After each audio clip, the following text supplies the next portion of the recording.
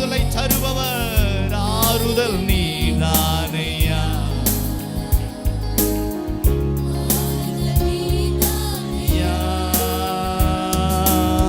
சேனைக்குள் பாய்ந்தே உந்தன் தயவாலே மாதிலை தாண்டிடுவே. சேனைக்குள் பாய்வே, சேனைக்குள் பாய்ந்தே தயவாலே மாதிலை தாண்டிடுவே. தூயவர் தூயவரே, தூயவர் தூயவரே, துதிக்கு பாத்திரரே, ஆறுதல் நீதானையா,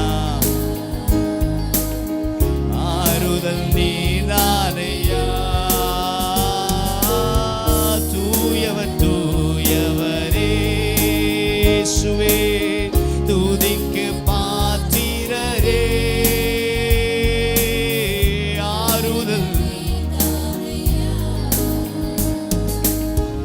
ஆறுதல் நீதானையா. தூயவரே, தூயவர் தூயவர். ரெண்டு கரங்களை உயர்த்தி உயர்த்தி, துதிக்கு பாத்திரரே, ஆறுதல் நீதானையா, ஆறுதல் நீதானையா. ஒரே விசை தூயவரே, தூயவர் தூயவர். உங்க சத்தம் எழுமனையா, இயேசுவை பார்த்து.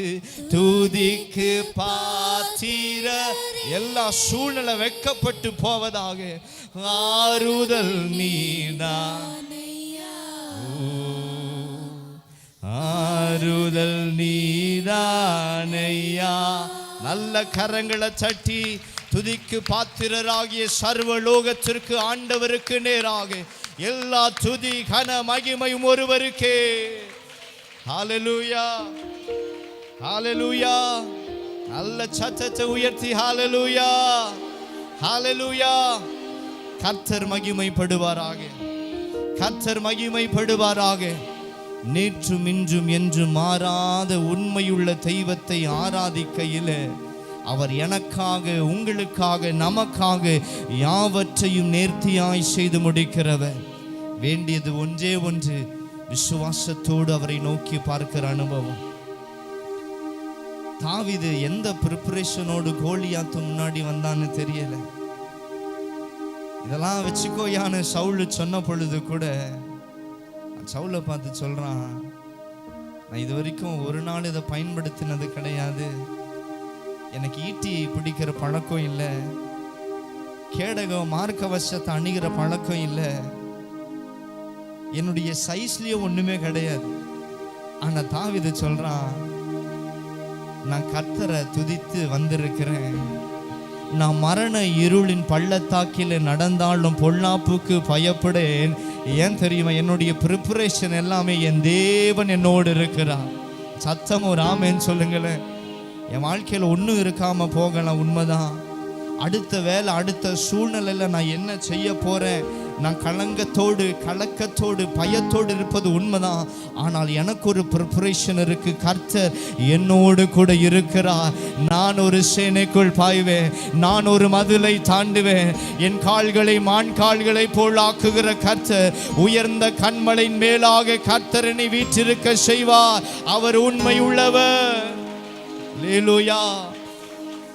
அவருடைய நீதியின் பிரகாரம் கர்த்தர் இதை செய்து முடிப்பார். அவருடைய நீதி எல்லாமே, பக்கத்தில் பார்த்து சொல்லுங்களேன், அவருடைய நீதி என்ன தெரியுமா? அவருடைய நீதி என்ன தெரியுமா? சத்தமா கேளுங்களேன். அவருடைய நீதி எல்லாமே உங்களை ஆசீர்வதிக்கணும், உங்களை உயர்த்தணும், உயர்ந்த கண்மலை மேல உங்களை உட்கார செய்யணும். அல்லேலூயா. எத்தனை பேர் விசுவாசிக்கிறீங்க? ராமன் சொல்லுவோமா? இஸ்ரவேலை ஆசீர்வதிப்பதே பிரியம் என்கிற தேவனுடைய நீதி. எல்லாரும் நினைச்சிட்டாங்க, அந்த இஸ்ரவேலை ஆசீர்வதிப்பேன்னு கர்த்தர் சொன்னார். இல்லை, பின்பு ஒரு சந்ததி வரப்போகிறது, எல்ஷாலோம் என்கிற இஸ்ரவேல் சந்ததி எழும்ப போகிறது. கோவை புதூரில் ஒரு சந்ததி எழும்ப போகிறது. அந்த சந்ததியை ஆசீர்வதிப்பதே பிரியம் என்று தேவன் உங்களை குறித்து அத்தரிசனம் உள்ள தெய்வம் முன்பு ஆண்டவர் எழுதி வைத்திருக்கிறார். அல்லேலூயா. ராமன் சொல்லுவோமா? ஆண்டவர் எவ்வளவு நேசிக்கிறாரு பார்த்தீங்களா? நாம தான் இப்படி ஆராதனை செஞ்சுட்டு இருக்கிறோம். உண்மையை சொல்றேன், நீங்க கர்த்தருடைய அன்பையும் ஆண்டவர் என் மேல வச்சிருக்கிற அந்த நேசத்தை, தரிசனத்தை, பிரியத்தை எங்கேயும் இந்த உலகத்துல நீங்க ஒப்பிட்டு பார்க்க முடியாது. எவரும் நேசிக்கப்படாத அளவுக்கு தேவன் நம்மை நேசித்து தாயின் கருவிலே உருவான நாள் முதலாக நான் செத்து போகாமல் பிழைத்திருக்கும்படிக்கு ஒவ்வொரு நாளும் என் தேவன் எனக்காக போராடி கொண்டிருக்கிறார். ஒவ்வொரு நாளும் என் தேவன் எனக்காக யுத்தம் செய்து கொண்டிருக்கிறார். ஒவ்வொரு நாளும் என் தேவன் எல்லா அநியாயத்தை, நிந்தனையை, தீமையை நன்மையாய் மாற செய்து கொண்டிருக்கிறார். அந்த தெய்வத்துடைய அன்பை எத்தனை பேர் உணர்ந்து சொல்லுவீங்க? அவர் என்னை நேசிக்கிறார். எத்தனை பேர் உணர்ந்து ஆராதனை செய்ய வந்திருக்கிறீங்க? ராமன் சொல்லுவோமா? அநாதி தேவன் என் அடைக்கலம், அவருடைய நித்திய புயங்கள் எனக்கு ஆதாரம் என்று சொல்லி இந்த பாடலை பாடி எங்களோடு கூட சேர்ந்து தேவனுடைய நாமத்தை மகிமைப்படுத்துவோமா?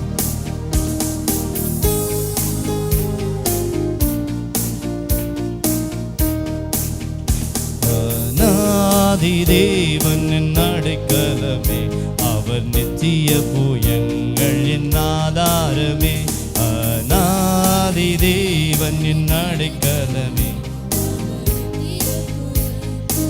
ஆதாரமே. காருண்யத்தாலே இழுத்து கொண்டார் தூய தேவ அன்பே. காருண்யத்தாலே இழுத்து கொண்டார் தூய தேவ அன்பே. நாந்திரத்தில் நயம் காட்டி உன்னை இனிதாய் வருந்தி அழைத்தார்.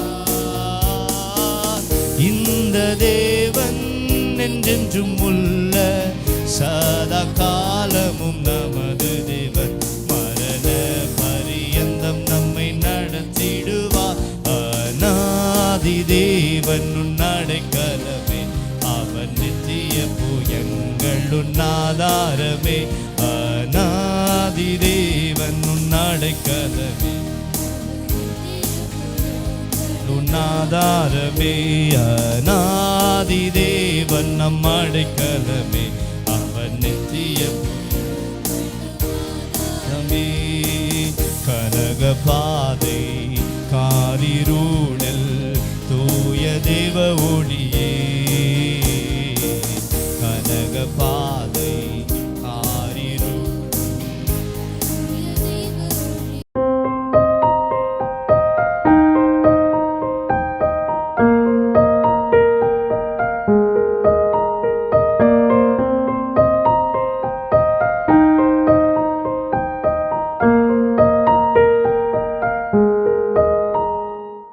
பேசலாம்னு நினைக்கிறேன். பேசலாமா? உங்கள் வாழ்க்கையை குறித்து நான் உங்களோடு கூட, இது என்னுடைய வாழ்க்கை, நீங்கள் வேறு எதுவும் நினைக்கலாம் வேண்டாம். இது என்னுடைய வாழ்க்கை, இது உங்களுடைய வாழ்க்கை.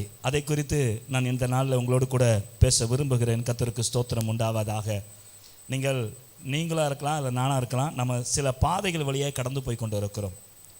நான் வேதத்தை தியானித்து கொண்டிருக்கும்போது எப்பொழுதுமே குறிப்பாக எடுப்பேன். நான் இந்த வாட்டி தேவன் குறிப்பெல்லாம் கொடுக்கல, சிம்பிளாக சில வார்த்தைகள் சொன்னால் இதை பேசுன்னு ரொம்ப தெளிவாக சொன்னார். இந்த வார்த்தையை நீ பேச, எனக்கு புரியல, இந்த வார்த்தையை எப்படி பேசுறது, ஓகே நீ பேசுன்ட்டாரு, நான் எடுத்துக்கொண்டு வந்திருக்கிறேன். நாமே சொல்லுவோமா? இந்த பாதையில் நானும் தான் போய் கொண்டிருக்கிறேன், இந்த பாதையில் நீங்களும் தான் போய் கொண்டிருக்கிறீங்க. ஒருவேளை நான் துவக்கத்தில் சொல்லும்போது உங்களுக்கு புரியாது, ஆனால் செய்தியின் ஆழத்துக்கு போக போக நிச்சயமாக நீங்கள் புரிந்து கொள்வீர்கள். ஆமேன் சொல்லுவோமா? ஆகவே இது உங்களுடைய வாழ்க்கை, இது என்னுடைய வாழ்க்கை. நம்ம கடந்து போகிற ஒரு பாதையை குறித்து தேவன் இன்று உங்களோடு தெளிவாக சில காரியங்களை பேச விரும்புகிறார். உங்கள் வாழ்க்கையை குறித்து, எதிர்காலத்தை குறித்து, நடக்கப் போவதை குறித்து திட்டமான சில காரியங்களை இன்று கர்த்தர் உங்களோடு பேச விரும்புகிறார். ஆமென். இந்த செய்திக்கு நான் கொடுத்திருக்கிற தலைப்பு 2. ஆமென். எத்தனை? 2. ஆமென். நம்பர் 2. ஆமென் சொல்லுவோமா? நம்முடைய வாழ்க்கையில் 2 எண்கள் மகத்துவம் வாய்ந்தவைகள். 4 என்கிற எண் கடைசியில் தேவை. நிறைய பேருக்கு டியூப்லைட் எரியுதுன்னு நினைக்கிறேன். 4 என்கிற எண் கடைசியில் தேவை. இந்த 2 என்கிறவங்க நம்முடைய வாழ்க்கையை விட்டு விலகாதவர்கள். அது உன் மனைவியும் கிடையாது, உன் கணவனும் கிடையாது, உன் பிள்ளையும் கிடையாது. இந்த 2 நம்முடைய வாழ்க்கையில் இருந்து கொண்டே இருப்பார்கள். இந்த 4 கடைசியில் தேவை, அதை நம்ம பார்க்க போகிறது கிடையாது. அப்போ நம்ம பார்க்குற வாழ்க்கையில் 2 பேரை சந்தித்து கொண்டே இருப்போம்.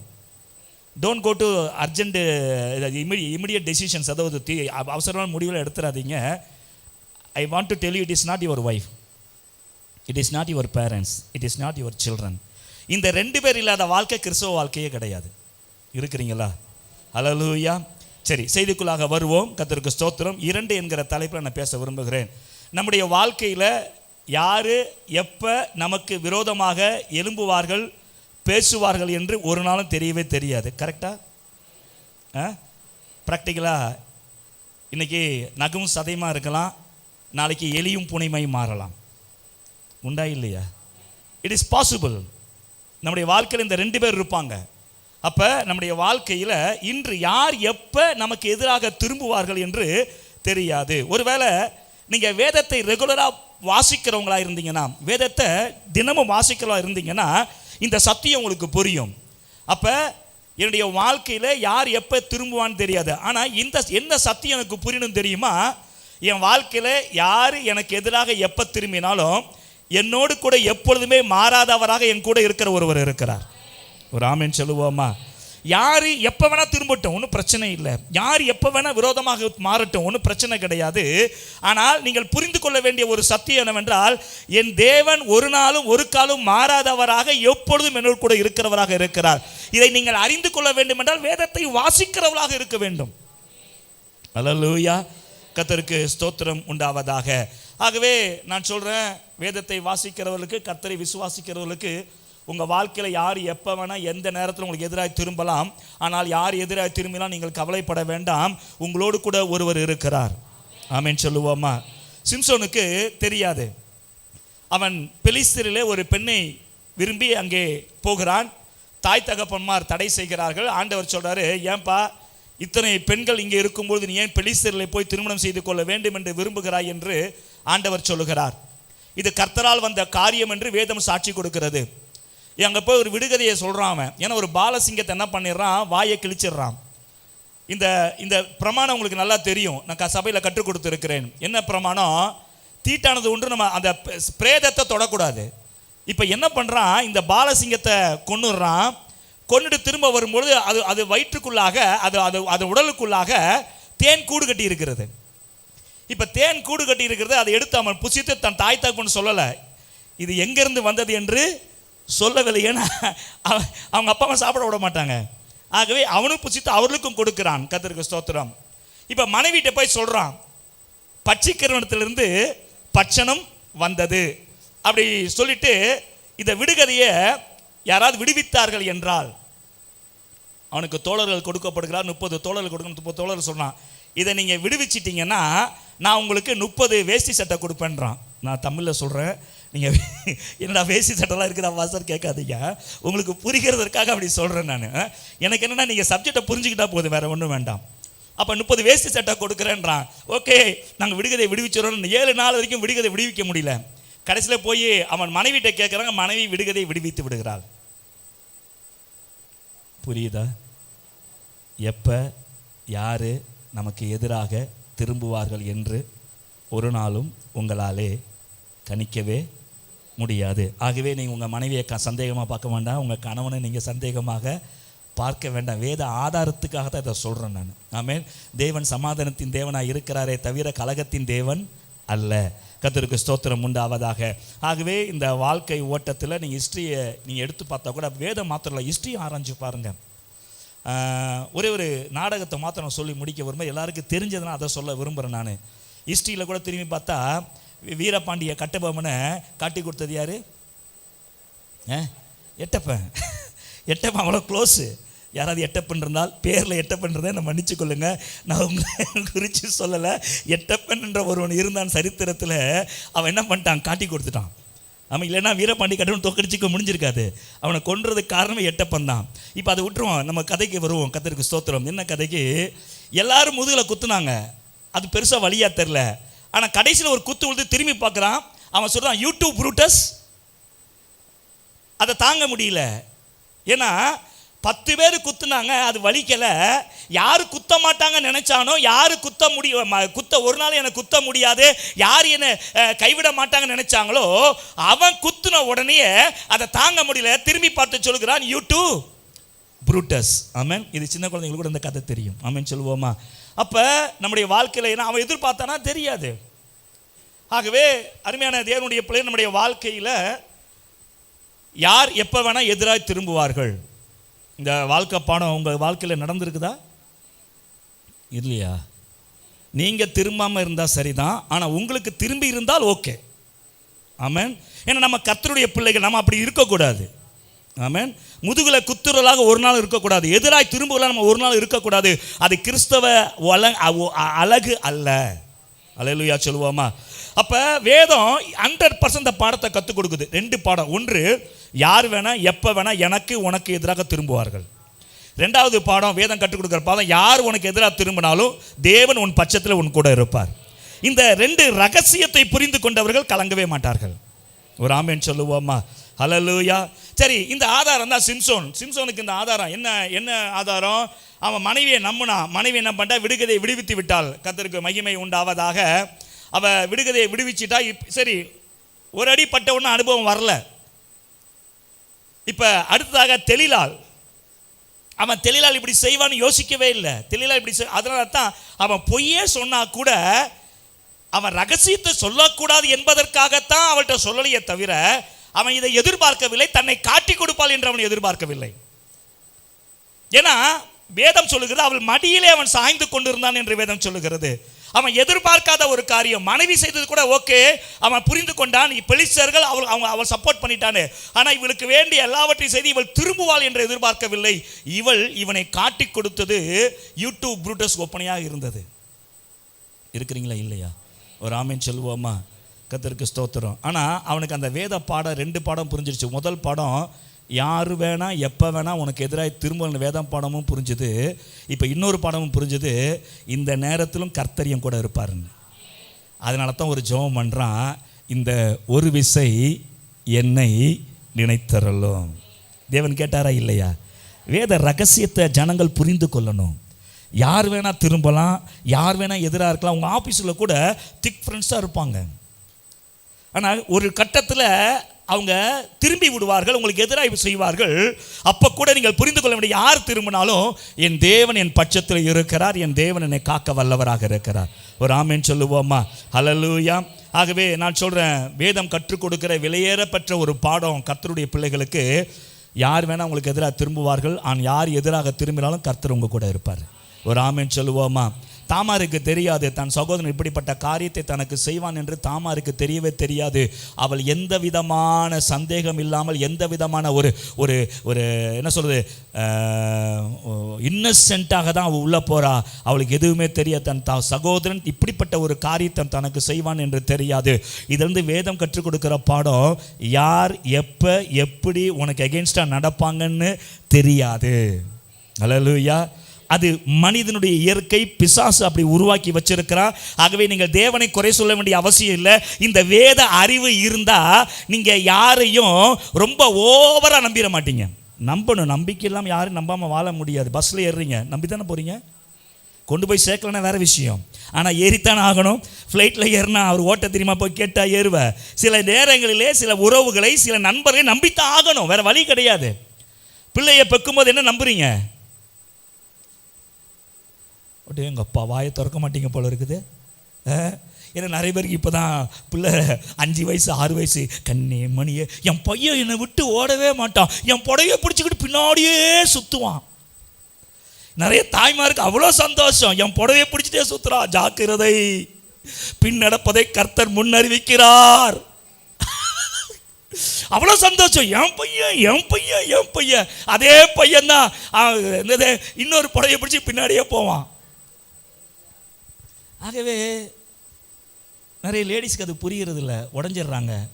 எப்படிலாம் என் பிள்ளைய வளர்த்த, எப்படியெல்லாம் என் பாஸ்டர் அப்படின்றாங்க. நான் சொல்கிறேன், வேதம் கற்றுக் கொடுத்துருக்கு இல்லையா, இது நடக்கணும். இது நடக்கலன்னா வேதம் பொய்யா போயிடும். அவன் பொண்டாட்டி புடவை பிடிச்சிட்டு போகலன்னா தப்பு. இருக்கிறீங்களா? ஆகவே தாய்மார்கள் ஜாக்கிரதையாக இருக்க. எச்சரிக்கைன்னா என்ன, அதாவது ஆயத்தமாக இருங்கன்றேன். இதுதான் நடக்கணும். நடக்கலன்னா ஆச்சரியம். அதனால் பெண்கள் ரொம்ப இலகின மனசு. ஆமென். கர்த்தருக்கு ஸ்தோத்திரம். மருமகளாக இருக்கும்போது மாத்திரம் வேற மனசு, தாய் மாறின உடனே வேற மனசு வந்துடுது அவங்களுக்கு. ஆகவே சொல்கிறேன், வேதம் கற்றுக் கொடுக்குற ரகசியத்தை மறந்துடாதீங்க.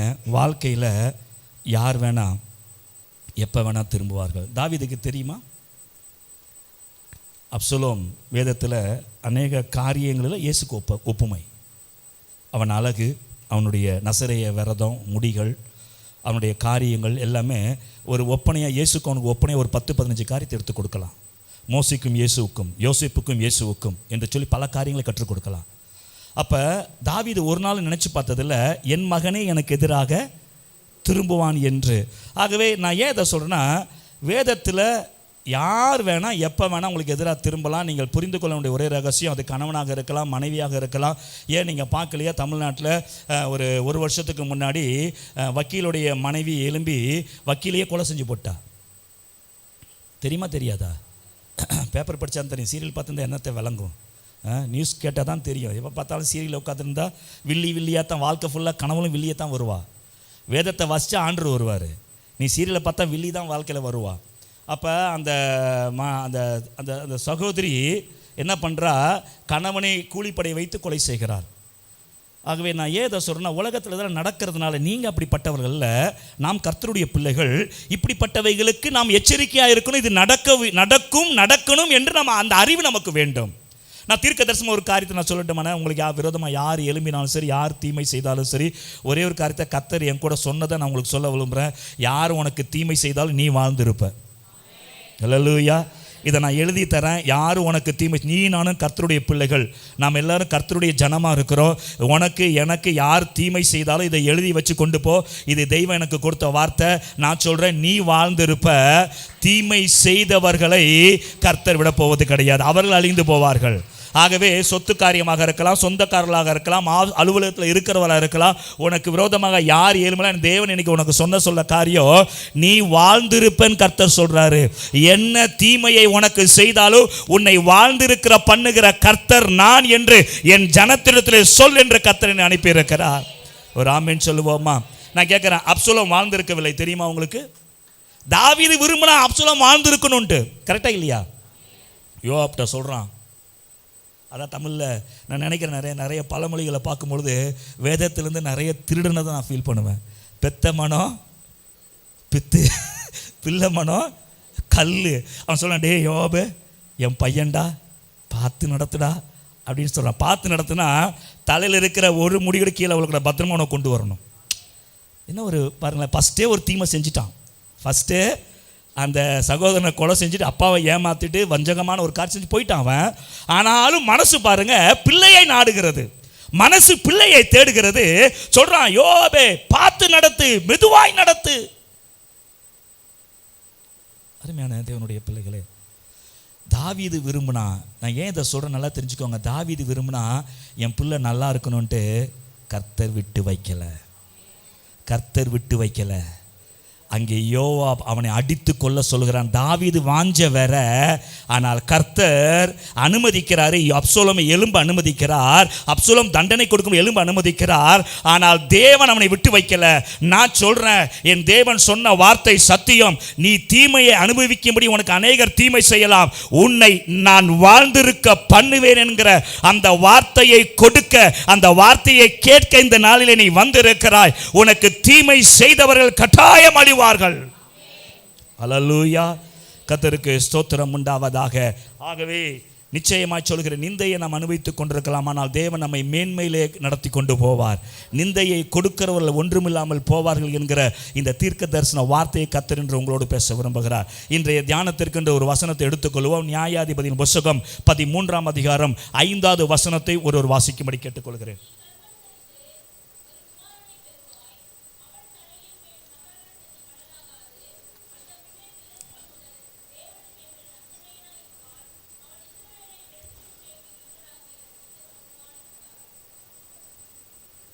தலைகளை தாழ்த்துவோம். மகா கிருபையும் இரக்கமுள்ள அன்பின் பிதாவே, இந்த நாளில் என்னோடு பேசும் ஆண்டவரே. வந்திருக்கிறோடைய ஜனத்தோடு இந்த வார்த்தையை நீங்கள் தான் கொடுத்தீங்கன்னு அவர்கள் சாட்சி சொல்லத்தக்கதாக ஆண்டவரே, இதில் 1% நான் மாம்சத்தை சேர்த்தாலும் என்னை தண்டியும். இதில் நான் கொஞ்சம் மாம்சத்தை சேர்த்தா கூட என்னை தண்டிக்கும்படி நான் கேட்டுக்கொள்கிறேன். உம்முடைய வார்த்தையை மாம்சம் கலக்காமல் சொல்ல எனக்கு கிருபை தாங்க. கேட்கிறவர்கள் பலப்படட்டும், கேட்கிறவர்கள் ஆசீர்வதிக்கப்படட்டும். விசுவாசிக்கிறவர்கள் இந்த தீர்க்க தரிசன வார்த்தையின் அற்புதங்களை பெற்றுக்கொள்ளட்டும். இயேசு நாமத்தின் நல்ல பிதாவே, ஆமேன் ஆமேன். ஹல்லேலூயா. உங்களுடைய கருத்து என்னன்னு தெரியாது. என்னை பொறுத்த வரைக்கும் சபைக்கு ஜனங்கள் வருவதற்கு எதற்குன்னா ஆறுதல் அடையணும். பலிபீடத்திலிருந்து வருகிற வார்த்தை ஜனங்களுக்கு ஒரு ஆறுதலை கொண்டு வரணும். பலிபீடத்திலிருந்து வெளிப்படுகிற வார்த்தைகள் இருளாக இருக்கிற பாதைக்கு ஒரு வெளிச்சத்தை கொண்டு வரணும். இங்கிருந்து வெளிப்படுகிற வார்த்தைகள் உங்களை பலப்படுத்தணும். நான் சொல்கிறேன், கர்த்தர் சாட்சியாக கர்த்தரை வைக்கிறேன். ஒருவேளை இந்த சபையிலிருந்து வெளிப்படுகிற வார்த்தைகள் ஆராதனை உங்களை பலப்படுத்தவில்லை என்றால், உங்களை ஆறுதல் படுத்தவில்லை என்றால், உங்களுக்கு ஒரு நம்பிக்கையை கொடுக்கவில்லை என்றால் அது சபையே கிடையாது. என் சபையாக இருந்தாலும் அதுதான். என் பலிபீடத்திலிருந்து வெளிப்படுகிற ஆராதனை வெளிப்படுகிற வார்த்தைகள் சபையில் கொடுக்கப்படுகிற தீர்க்க தரிசனம் அது உங்களை ஆற்றவில்லை, தேற்றவில்லை, நம்பிக்கையை கொடுக்கவில்லை என்றால் அது சபை கிடையாது, அங்கே கர்த்தர் கிடையாது. ஆகவே இந்த நாளில் சிம்சோனை குறித்து தியானிக்க போகிறோம். கர்த்தருக்கு மகிமை உண்டாவதாக. 13ஆம் அதிகாரம் 5வது வசனத்தை வாசித்தோம். அங்கே வேதம் சொல்லுகிறது, கர்த்தர் மகிமைப்படுவாராக. அவன் தெரிந்து கொள்ளப்பட்ட ஒரு பாத்திரம் என்று வேதம் சொல்லுகிறது. இஸ்ரவேலை அடிமைத்தனத்துக்கு நீங்களாக்கி மீட்கும்படியாக தேவன் அவனை தெரிந்து கொண்டு இந்த உலகத்தில் அவனை கொண்டு வந்தார் என்று வேதம் சொல்லுகிறது. இந்த நாளிலே ஒருவேளை நீங்கள் நினைப்பீர்கள் என்றால், சிம்சோனை பற்றி பேச போகிறேன் நினைப்பீர்கள் என்றால் நீங்கள் ஏமாந்து போவீர்கள். நான் இன்று சிம்சோனை பற்றி பேச வரவில்லை, இன்று என்னையும் உங்களையும் குறித்து பேச வந்திருக்கிறேன். ஹல்லேலூயா. எத்தனை பேருக்கு டியூப்லைட் எரியுது? இன்று நான் யாரை பற்றி பேச வந்திருக்கிறேன்? என்னை பற்றி சொல்லுங்க. யாரை பற்றி பேச வந்திருக்கிறேன்? உங்களை பற்றி பேச வந்திருக்கிறேன். இன்று யாரை பற்றி பேச வந்திருக்கிறேன்? என்னை குறித்து பேச வந்திருக்கிறேன். ஆகவே இந்த நாளிலே கர்த்தர் உங்களோடு கூட பேசுவாராக. ஹல்லேலூயா. சிம்சோன் தேவனுடைய ஒரு நோக்கத்தை நிறைவேற்றும்படியாய் பிறந்தான். நான் சொல்லுகிறேன், நான் சிம்சோனை பற்றி பேசவில்லை, உங்களை பற்றி பேசுகிறேன். தேவன் ஒரு நோக்கத்துக்காக உங்களை ஜனிப்பித்து, ஒரு நோக்கத்துக்காக உங்களை முன்குறித்து, ஒரு நோக்கத்துக்காக உங்களை ரட்சித்து சபையிலே வைத்திருக்கிறார். உங்களை குறித்த ஒரு நோக்கம் என் தேவனுக்கு உண்டென்று நான் சொல்ல விரும்புகிறேன். ஒரு நோக்கம் இல்லாமல் நீங்கள் சபைக்கு வரவில்லை, ஒரு நோக்கம் இல்லாமல் கர்த்தர் உங்களை ரட்சிக்கவில்லை, ஒரு நோக்கம் இல்லாமல் தேவன் உங்களை கொண்டு வந்து இங்கே உட்கார வைக்கவில்லை என்கிற சத்தியத்தை நீங்கள் முதலாவது புரிந்து கொள்ள வேண்டும். அல்லேலூயா. எப்படி சிம்சோனுடைய பிறப்பு சாதாரணமானது இல்லையோ, அப்படியாக உங்களுடைய பிறப்பும் சாதாரணமானது கிடையாது. ஒருவேளை நீயும் நானும் சாதாரணமானவர்களாக இருக்கலாம், அல்லது ஏழ்மையிலே இருக்கலாம், அல்லது பெரிய ஐஸ்வர்யவான்களாக இல்லாமல் இருக்கலாம், நம்மிடத்தில் கோடி கோடியான சொத்துக்கள் இல்லாமல் இருக்கலாம். ஆனால் ஒன்றை நீங்கள் மறந்து விடக்கூடாது, உன்னுடைய பிறப்பு என்னுடைய பிறப்பு சாதாரணமானதல்ல. அது தேவ நோக்கம் நிறைந்ததாக தேவனால் முன்குறிக்கப்பட்ட ஒரு பிறப்பு என்னுடையது, உன்னுடையதாக இருக்கிறது. ஹல்லேலூயா. நான் ஏன் இதை சொல்கிறேன்னா, சிம்சோன் வாழ்க்கையில் நடந்ததை நீங்கள் இன்றைக்கி பார்க்க போகிறீங்க. அந்த நடந்ததை உங்கள் வாழ்க்கையில் நீங்கள் ஒப்பிட்டு பார்த்தீங்கன்னா உங்களுக்கு இந்த சத்தியம் புரியும். என்ன சத்தியம் தெரியுமா? என்னுடைய பிறப்பு சாதாரணமானதல்ல. என்னை தேவன் ஒரு நோக்கத்தோடு அழைச்சாரு, ஒரு நோக்கத்தோடு ரட்சித்து இருக்கிறாரு, ஒரு நோக்கத்தோடு இந்த செய்தியை கேட்க இன்னைக்கு கொண்டு வந்திருக்கிறாரு.